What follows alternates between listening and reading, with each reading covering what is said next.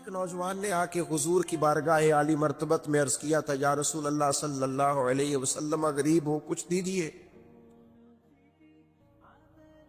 تو حضرت جابر ابن عبداللہ رضی اللہ تعالیٰ عنہ فرماتے ہیں، ہم نے حضور سے بڑا کچھ سنا، یہ لفظ نہیں، لفظ لا، یعنی میرے پاس نہیں ہے، یہ ہم نے حضور سے سنا ہی نہیں۔ ایسا کوئی محبوب کہیں ہوگا نہ کہیں ہے، بیٹھا ہے چٹائی پہ مگر عرش نشی ہے، اور ملتا نہیں کونین کو کیا کیا تیرے در سے، بس ایک لفظ نہیں ہے جو تیرے لب پہ نہیں ہے۔ اور یہ فاضل بریلوی رحمت اللہ علیہ کا انداز بھی دیکھیے، کہتے ہیں واہ کیا جود و کرم ہے شہ بتہا تیرا۔ اور یہ ذرا دیکھیے شعری ذوق دیکھیے، واہ کیا جود و کرم ہے شہ بتہا تیرا، نہیں سنتا ہی نہیں، نہیں، کیا انداز ہے۔ اب یہ کیسی زبان ہے اور کیسا یہ محاورے کا استعمال ہے، جو شعری ذوق رکھتے ہیں وہ سمجھے، کہتے ہیں نہیں سنتا ہی نہیں، کون؟ مانگنے والا تیرا۔ یا رسول اللہ آپ سے مانگنے والا نہیں سنتا، حضور عطا کرتے۔ اور ایک جگہ پہ فرماتے ہیں، میرے کریم سے کر قطرہ کسی نے مانگا، دریا بہا دیے ہیں دربے بہا دیے۔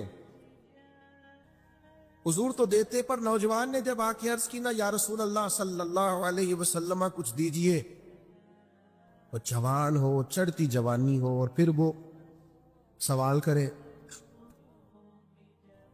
ہمارے ساتھ ایک دوست پڑھا کرتا تھا، یہ 3 مہینے کی چھٹیاں ہوتی تھی تو وہ مستریوں کے ساتھ مزدور لگ جاتا۔ ہم نے اسے کہا، یار تو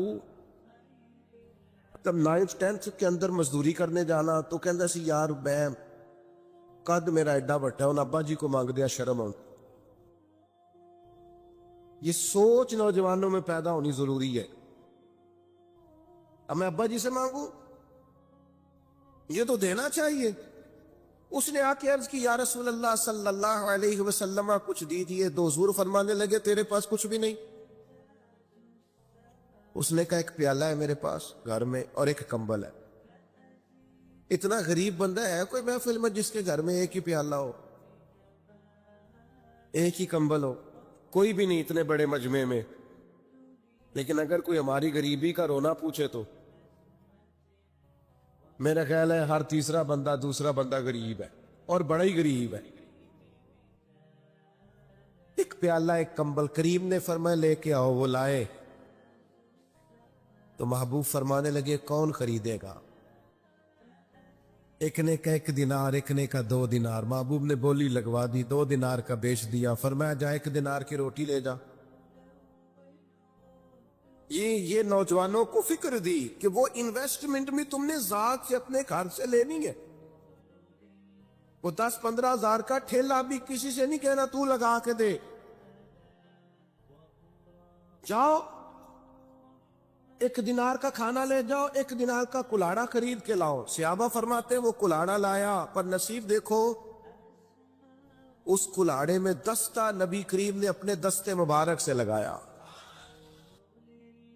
فرمایا جا جنگل میں جا کے لکڑیاں کاٹ اور بیچ، کھا بھی اور کھلا بھی، پی بھی اور پلا بھی، 10 دن مجھے نظر نہ آنا۔ یارو یہ کیا بات ہوئی؟ مایوس رہنا، کمزور رہنا، فلانے نے میرے ساتھ تعاون نہیں کیا تو میں پیچھے رہ گیا، فلانے نے ہاتھ نہیں پکڑا، تو اپنی دنیا آپ پیدا کر، اگر زندوں میں خود جدوجہد کر، میدان میں اتر، ہمت کر۔ حضرت حسن بصری رحمت اللہ علیہ کے پاس ایک نوجوان نے آ کے عرض کی، حضور بس آج کے بعد میں نے کام نہیں کرنا۔ فرمایا تمہیں کیا ہوا ہے؟ کہنے لگا، آج میں نے عجیب منظر دیکھا ہے، میں نے دیکھا ہے کہ ایک शेर ने शिकार किया बकरे का, आधा खाया है, आधा मुंह में पकड़ के पहाड़ी पे चढ़ गया। वहां एक नाबीना लोमड़ी बैठी थी, बाकी का उसने उसे खिलाया है। तो हुजूर मैं ये समझ गया हूं कि जो रब उस नाबीना लोमड़ी के लिए बंदोबस्त करता है मेरे लिए भी करेगा, लिहाजा मैंने काम नहीं करना। हजरत हसन बसरी बड़ा मुस्कुराए, फरमाने लगे कहानी में किरदार तूने दो देखे, एक शेर एक लोमड़ी। फरमाने लगे क्या बात है तेरी, तूने लोमड़ी बनने का प्रोग्राम बनाया, शेर बनने का क्यों नहीं बनाया? तू शेर बनना, शिकार कर, खुद भी खा, दूसरों को भी खिला। ये क्या बात हुई? उम्मत के जवान फाइलें लिए दफ्तरों के चक्कर लगाते और अपनी बगल में कागजात लिए एम्बेसियों के फेरे काटते और एजेंटों से सवाल करते कि मुझे मुल्क से बाहर जाना है, क्या तरीका है? यह रहा है कि भी मेहनत हो सकती है, अपनी मिट्टी पे चलने का सलीका सीखो, संग मरमर पे चलोगे तो फिसल जाओगे। दोस्तों सुनो, मेरे करीम ने फरमाया चार लकड़ियां, एक पेशा बुरा है मेरे भाइयों, एक पेशा वो है किसी के आगे हाथ फैलाना। बाकी दुनिया में कोई पेशा बुरा जो ठेला लगाता है और माल्टे बेचता है और सेब बेचता है, बड़ा इज्जत वाला आदमी। ये शॉर्टकट छोड़ दो, दूसरों पे भरोसा करना छोड़ दो। वो शायर एक बैठा था ना, शायर मुझसे नाराज ना हो जाए, तो कई दफा वो शेर और शायरी में भी उनकी हालत बड़ी खस्ता हो जाती है। जिन दिनों लोग पतले कपड़े पहनते हैं, बाज शायरों ने उन दिनों में भी मोटी चादर ली हुई होती है। तो एक जगह बेचारा बैठा था कोने में, इल्ला माशाल्लाह सबकी बात नहीं, तो हालत ऐसी खस्ता थी, एक बंदा 5 रुपए फेंक गया। तो था खुददार, बड़ी तकलीफ को उठा अपने पैसे, तो उसने कहा आपकी हालत बता रही है, आपको जरूरत है। उसने कहा जरूरत पड़ी तो अल्लाह रसूल से मांगूंगा, तेरे से क्यों मांगूंगा? शेर बड़ा कीमती कहा। उसने कहा ये आरज़ुए करम और मैं आपसे करूं, ये आरज़ुए करम और मैं आपसे करूं, ये भीख उसको दीजिए जिसका खुदा ना हो। इंसान जब अपने इल्म पर भरोसा करने लगता है या अपनी अकल पर भरोसा करने लगता है या अपने ताल्लुकात पर भरोसा करने लगता है या अपनी दौलत पर, माल पर, सेहत पर, तो एक बहुत बड़े धोखे का शिकार हो जाता है। और इंसान जब इंसानों पर भरोसा करने लगता है तो फिर अल्लाह ताला उसे बाज़ौक़ात इंसानों के सुपुर्द कर देता है, इंसानों के सुपुर्द।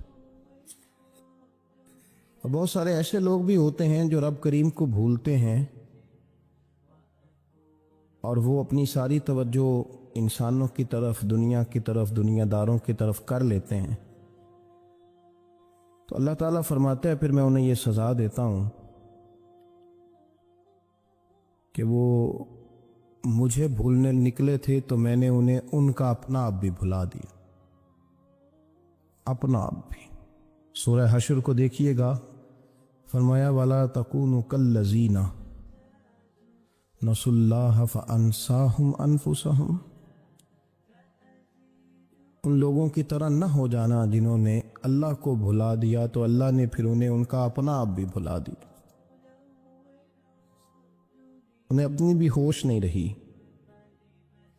वो ऐसे मसाइल में घिर गए, वो ऐसी आजमाइशों में उलझ गए, वैसी दुनियादारी के अंदर उलझे कि उन्हें अपना भी पता ना चला। अब तो ढूंढता फिरता हूं ऐ इकबाल अपने ही आप को, अब तो ढूंढता फिरता हूं ऐ इकबाल अपने आप को, आप ही गोया मुसाफिर आप ही मंजिल हूं मैं। जब इंसान खुदा फरामोश होता है तो खुद फरामोश हो जाता है। हमारा बड़े जमाने से तकिया है, कभी अमेरिका पर, कभी यूरोप पर, कभी बरतानिया पर, कभी मालदारों पर, कभी असले वालों पर। उसका नुकसान ये हुआ कि अपना कोई वजूद नहीं रहा, अपना कोई नजरिया नहीं रहा, अपनी कोई सोच नहीं रही। ایسے محسوس ہوتا ہے کہ کوئی منشور نہیں، کوئی دستور نہیں، لگام منہ میں ہے اور اس کا سرا کسی کے ہاتھ میں ہے، وہ جدھر چاہتا ہے ہمیں گھما لیتا ہے۔ اللہ فرماتے ہیں یوں نہ ہو جانا کہ تم رب کو بھلا دو اور پھر تمہیں اپنا آپ بھی بھول جائے۔ اولئک ھم الفاسقون، فرمایا یہ وہ لوگ ہیں جو نافرمان ہیں اللہ کے، یہ نافرمان ہے۔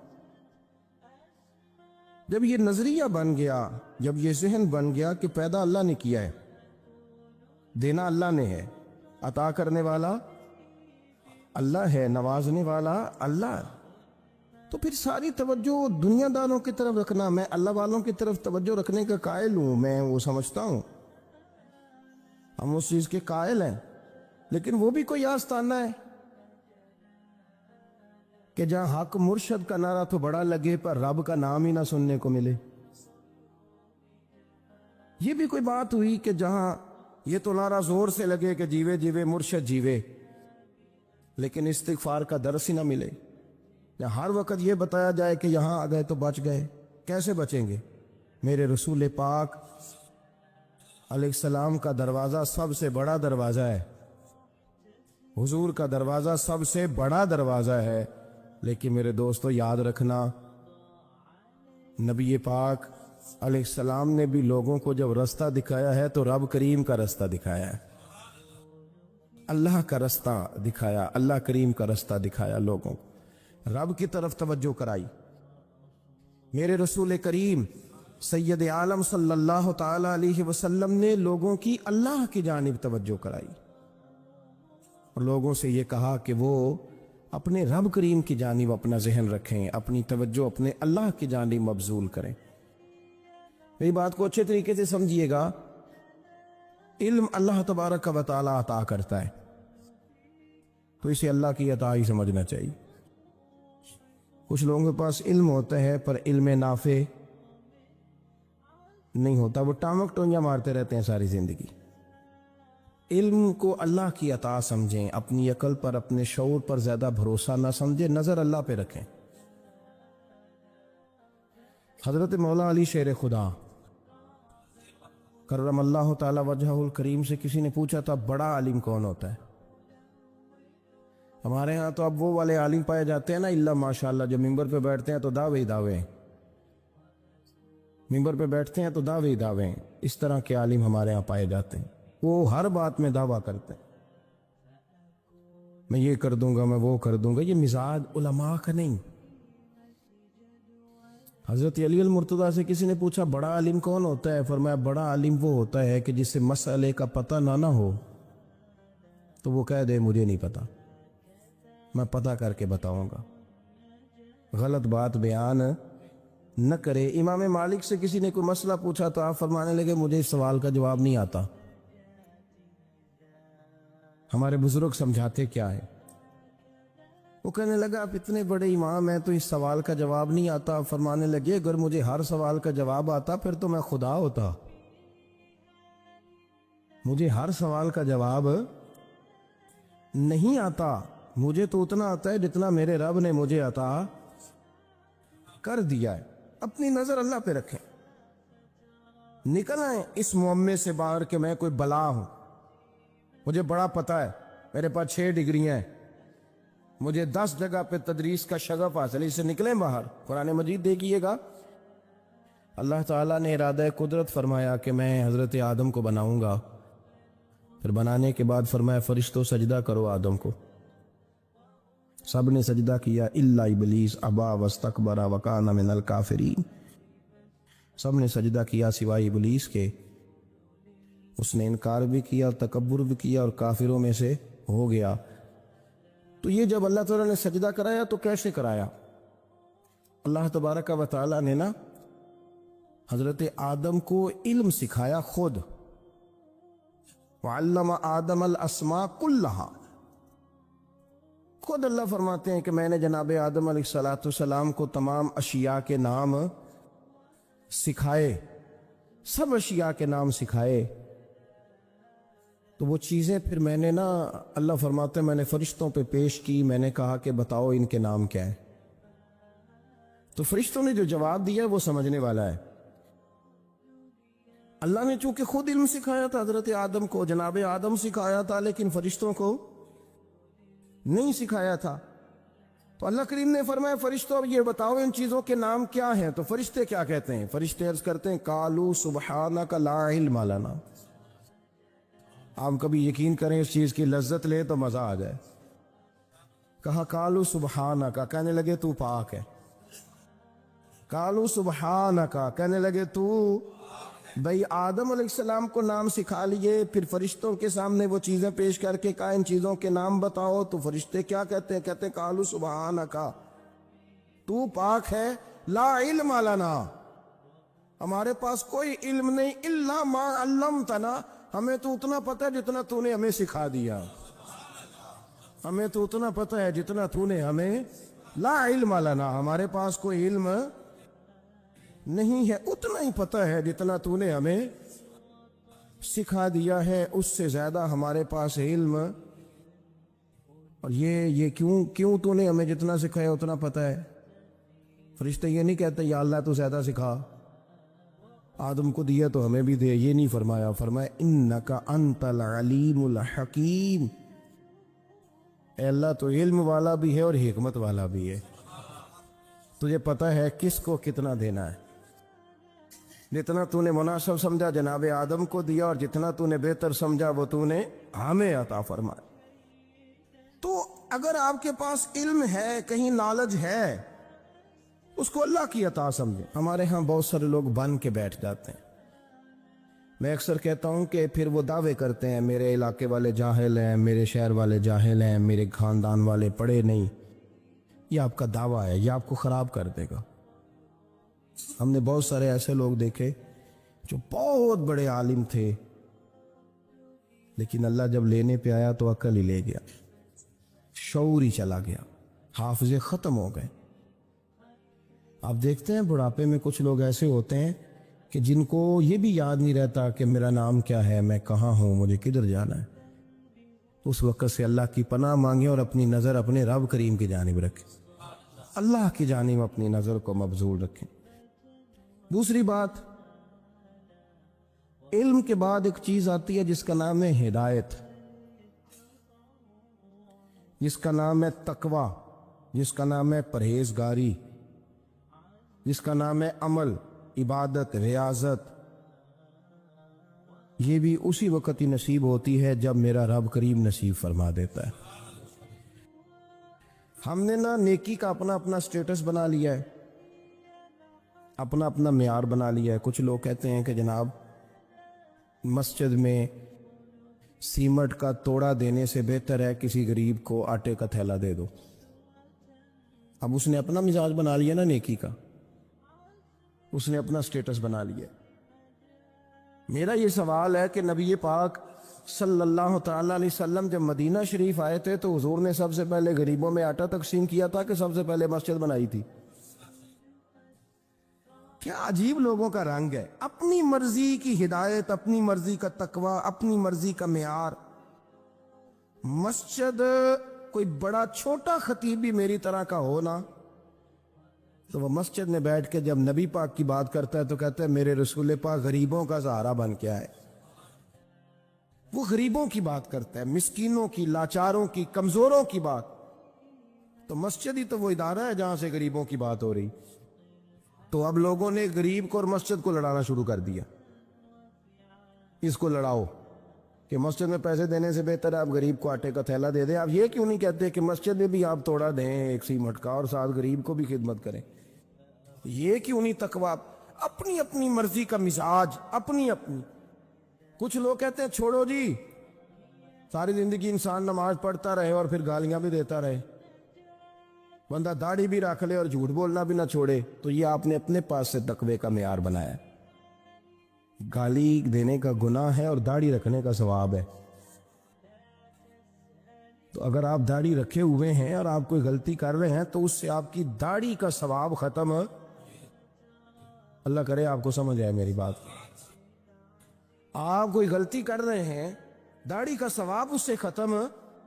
وہ اپنی جگہ پہ قائم ہے چیز، اپنی مرضی کا کیوں تقوی کا معیار بناتے ہیں؟ تقوی کا مزاج اپنی مرضی کا نہ بناؤ.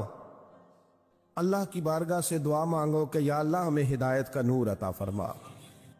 اللہ تو ہمیں رستہ دکھا، تو بتا کہ ہدایت کیا ہے. تو رب فرماتا ہے اللہ ولی الذین آمنوا، اللہ مومنوں کا مددگار ہے.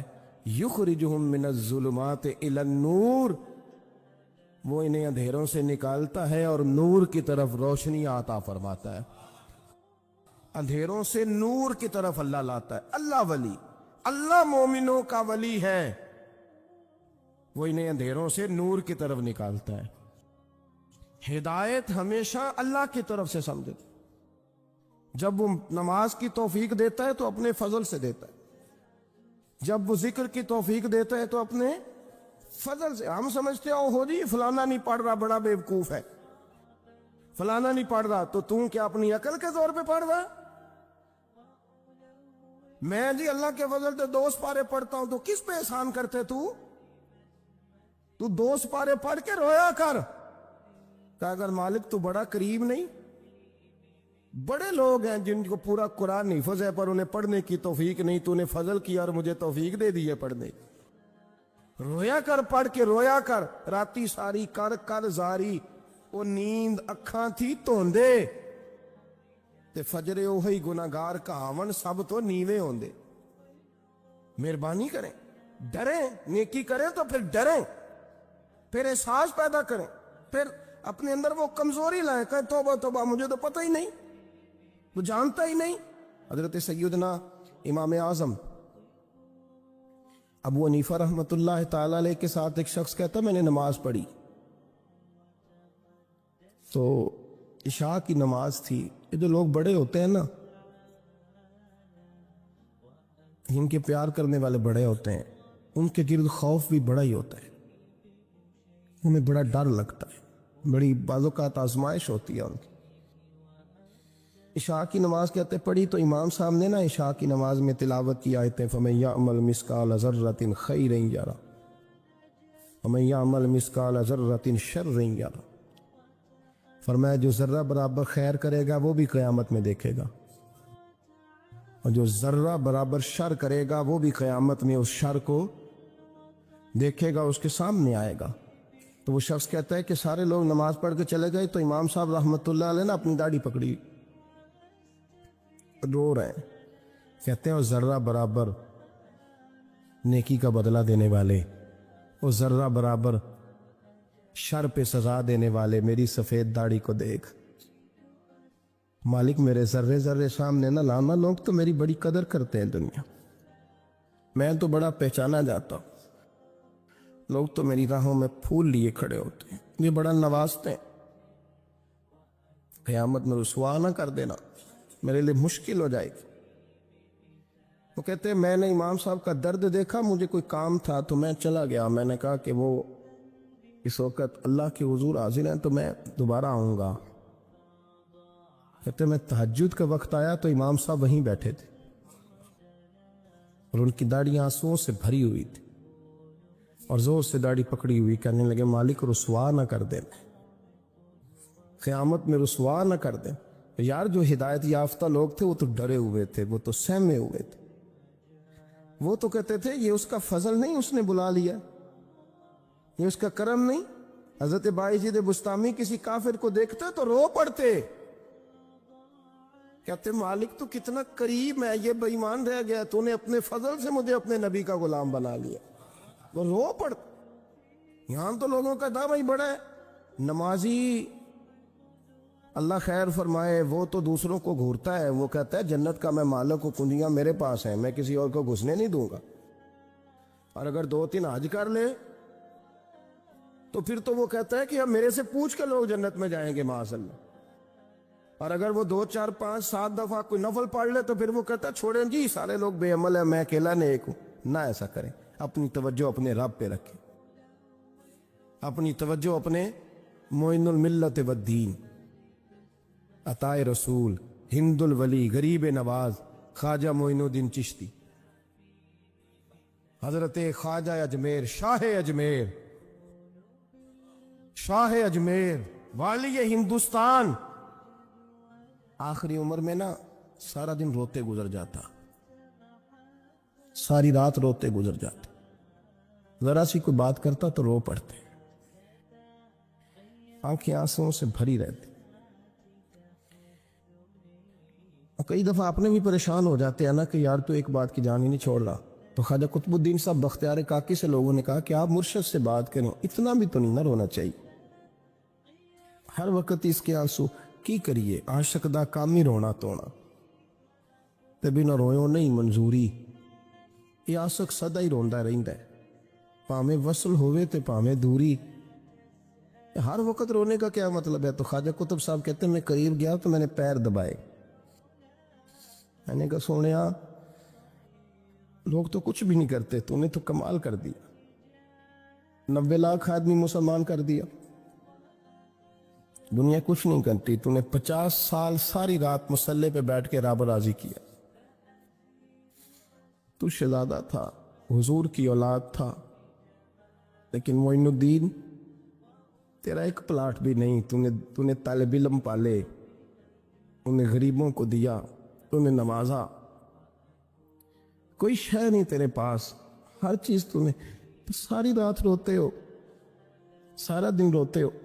तो ख्वाजा कुतुबुद्दीन साहब कहते हैं मैंने जब अर्ज किया तो ख्वाजा साहब मुझे गले लगा लिया, चीख मार के रोए, कहने लगे कुतुबुद्दीन पुत्र दाढ़ी सफेद हो गई, जाने का वक्त आ गया, जो तूने नेकियां गिनवाई हैं वो हैं सही मेरे पास, पर यार की बारगाह में पेश करने के काबिल एक भी नहीं,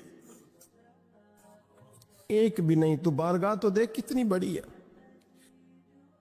रसूल करीम की बारगाह में पेश करने के काबिल इनमें से एक भी नहीं, तो आस्ताना देख कितना बड़ा है, क्या पेश करूंगा, क्या अर्ज करूंगा हुजूर की बारगाह में, किस तरह।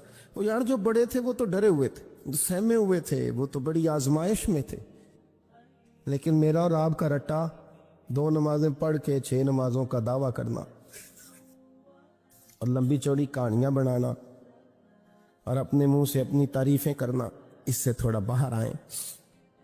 रिस्क भी मेरा अल्लाह ही देता है, इल्म भी अल्लाह देता है, रिस्क भी। बड़े बड़े फकीरों को मालदार होते देखा, बड़े बड़े मालदारों को फकीर होते देखा, बड़े बड़े। मेरे एक बड़ा सखी किस्म का सज्जन है, बड़ा प्यारा है, मैं उसे सखी मानता हूं, मैंने अपनी परेशानियों के दिनों में भी उस शख्स को सखी देखा। एक दिन रात को मुझे टेलीफोन करके कहने लगा किधर हो, मैंने कहा मैं घर हूं। नहीं अक्सर सफर में होते हो ना, तो मैंने कहा तबीयत कैसी है, ठीक है, बस हाल चाल पूछना था। मैंने समझा ये, मैंने कहा यार ये कोई मसला है, वरना रात के 2 बजे कोई हाल पूछने को फोन तो नहीं ना करता, कोई मतलब ऐसा तो मसला नहीं ना। तो मैंने बैक कॉल की, मैंने कहा यार मेरी बात सुन, मसला क्या? कि नहीं कुछ नहीं दिल कर रहा था। मैं कहा मेरी गल सुन, रहे असी 4-5 साल कट्ठे, मैं तेन जानना, असल बात कर। कहने लगा मकान भी बड़ा है, सारा कुछ ठीक है, पर वो बड़ा ही बेनियाज है, कुछ हालात इस किस्म के आ गए हैं कि लोगों को बताऊं भी तो लोग मानने को तैयार नहीं, ज्यादा नहीं, मुझे ना थोड़े से पैसों की जरूरत है, को 15-20 हज़ार अगर मिल जाए मेरी जरूरत। आप यकीन करें मैं रोता रहा सारी रात। मैंने कहा मेहरबाना तेरा किस तरह करांगे, इससे लेके जमाना इस्तेमाल करता था, पर बेपरवाही वेख ना सज्जड़ दी, जिथे किसे दी पेश ना जावे, उन्हें ताजा वाले दर दर रोले ते मंगते तख्त बिठावे। सजना किसे नू कारा मिल दई, कोई काबे खाली आवे, वल्लाहु खैरुर राज़िकीन। कहते तू दाएं बाएं ना जा, रिस्क तो तुझे मैं दूंगा, मैं हूं बेहतर रिस्क देने वाला। बड़े बड़े बादशाह, बड़े बड़े शहनशाह, बड़े बड़े लोग, हाथों में कासे, फकीरियां। उम्मे रबिया कहा करती थी, बड़ी नेक और साले खातून थी, वो कहती हैं कि मैं ना बड़े अमीर आदमी की बीवी थी, अपने शौहर के साथ छत पे बैठी थी तो नीचे फकीर मांगने वाला आया, उसने बड़े दर्द से सदा की, तो मैंने अपने शौहर से कहा कुछ देने का, दफा कर, इन लोगों ने धंधा बनाया हुआ है। कहते मैं मेके से भी बड़ा माल लेके आई थी, मेरे माँ बाप बड़े अमीर थे, تو میں نے نا چوری اپنے خامد سے نظر بچا کے باتھ روم جانے کے بہانے گئی اور نیچے جا کے 5 دینار میں نے اس فقیر کی ہتھیلی پہ رکھے. کہتے اس نے 5 دینار دیکھے, پھر میری طرف دیکھا تو میں نے اس کی آنکھوں میں آنسو چمکتے دیکھے. کہنے لگے بی بی رب تیرا بھلا کرے, میں 3 دنوں کا بھوکا ہوں. کہ وہ چلا گیا. میں گھر آ گئی. جب باہر آئی تو میرا شوہر کہنے لگا تو اتنی اب اتنی تو تیز ہو گئی ہے اور تو اتنی خود مختار ہو گئی ہے, میرے بغیر پوچھے مال خرچ کرے گی, جا تجھے 3 طلاقیں. کہتی میں بالدار اور وزادار باپ کی بیٹی تھی, طلاق لے کے گھر آئی تو میرا باپ ٹوٹ گیا, چارپائی پہ چلا گیا. اوہو یہ کیا بن گیا. کہتی بڑی تکلیف رہی. 1-2 سال کے بعد میرے ابا نے میری شادی کر دی. اب جس شوہر کے پاس گئی وہ بڑا نیک تھا, پرہیزگار تھا, اللہ نے بہترین صلہ دیا. کہتی چھت پہ بیٹھی تھی, دروازے پہ فقیر آیا. میں نے شوہر سے کہا کچھ دے دوں. کہنے لگا 5 نہ دینا, 15 دینا, 20 دینا. میں فقیر ہوں, میں نے فقر سے دولت دیکھی ہے, اسے خالی نہ لوٹانا. کہتی ہے کہ میں نیچے گئی اور جب میں نے اس کی طرف دینار بڑھائے تو میری چیخ نکلی.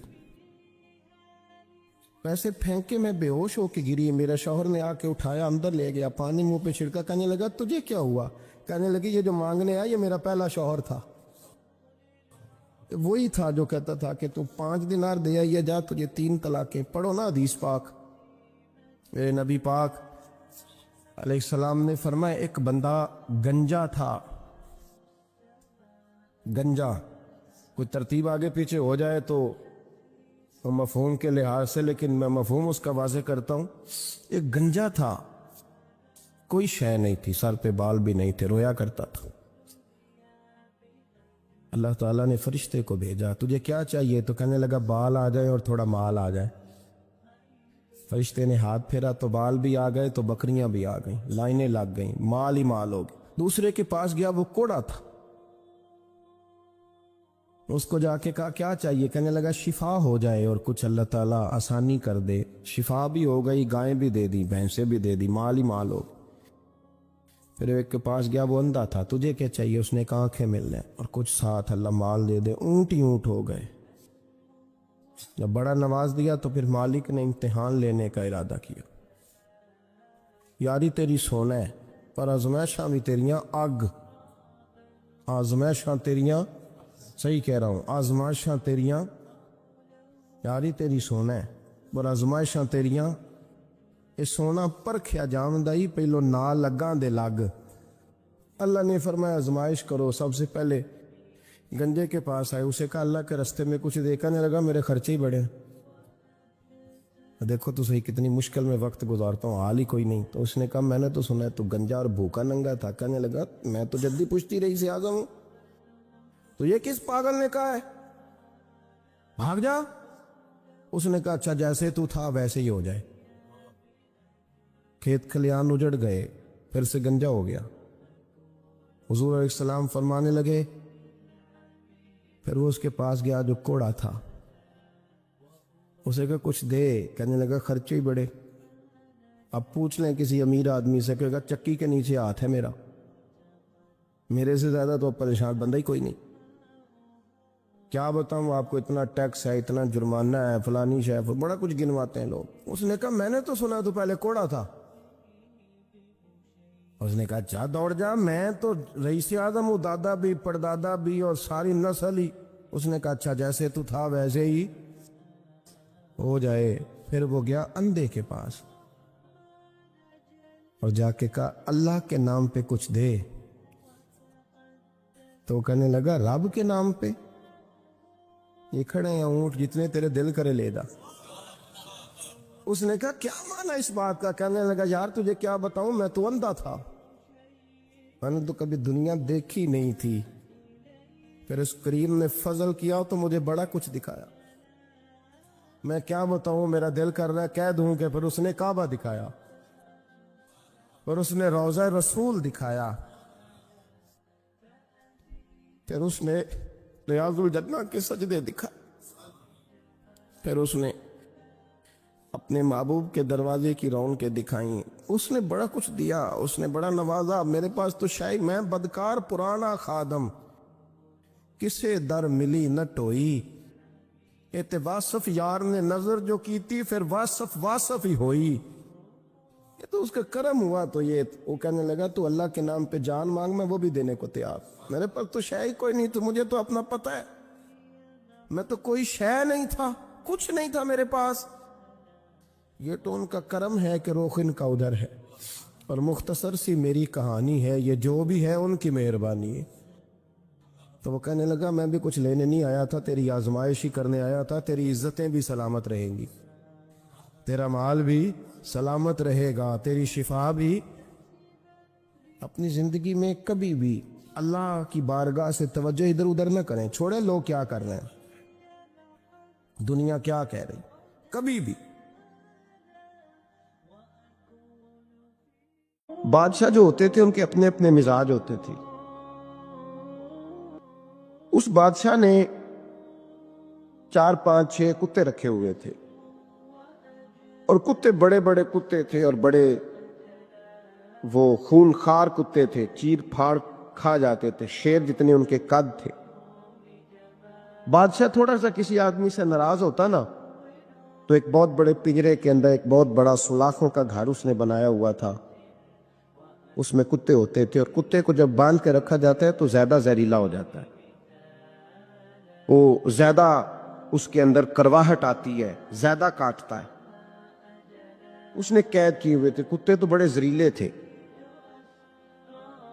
جس آدمی سے بادشاہ تھوڑا سا ناراض ہوتا نا,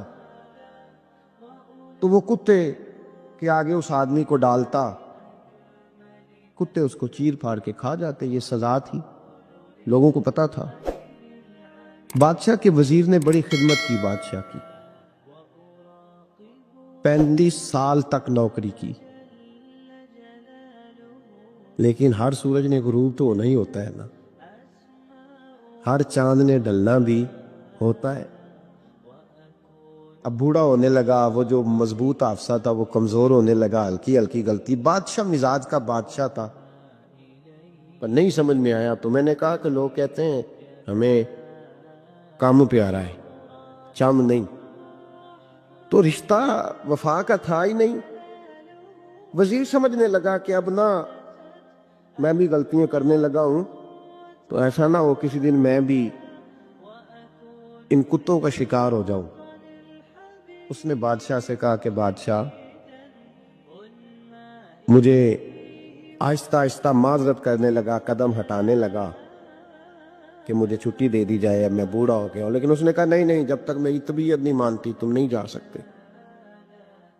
مطلق العنان لوگ تھے. وزیر خاموش ہو گیا, پریشان رہنے لگا. غلطی ہو گئی, یہ تو پھینک دے گا. ایک تجویز اس کے ذہن میں آئی.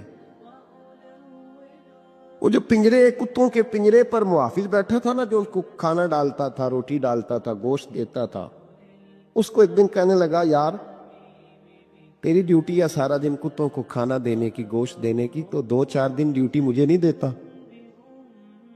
کہ تو لے لے, میں تو پہلے پریشان ہوں, سارا دن ان کی دیکھ بھال کرتا ہوں. اس نے کچھ تھوڑا سا گوشت لیا, پنجرے کے باہر کھڑے ہو کے کتوں کو ڈالا.